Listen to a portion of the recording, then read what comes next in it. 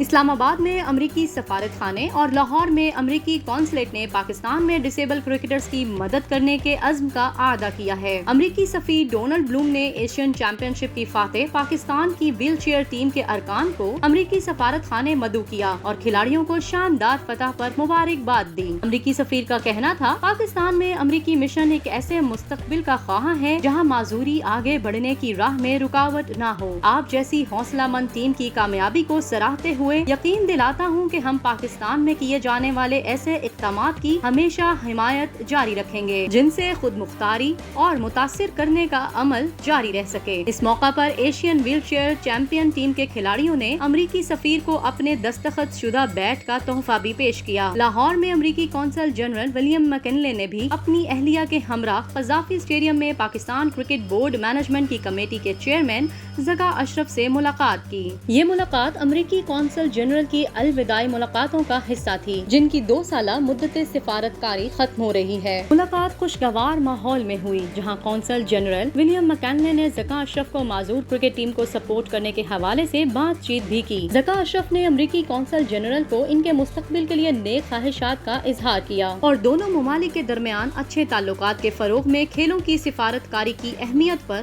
زور دیا۔ امریکی قونصل جنرل نے زکا اشرف اور پی سی بی کے لیے ایشیا کپ اور ورلڈ کپ سمیت آنے والے ایونٹس کے لیے اپنی نیک خواہشات کا اظہار کیا۔ ولیم مکنلے نے پاکستان میں قیام کے دوران خود بھی کرکٹ کھیلنا سیکھی اور خواتین کو کھیلوں کے ذریعے خود مختار بنانے کے عمل میں عملی طور پر بھی حصہ لیا۔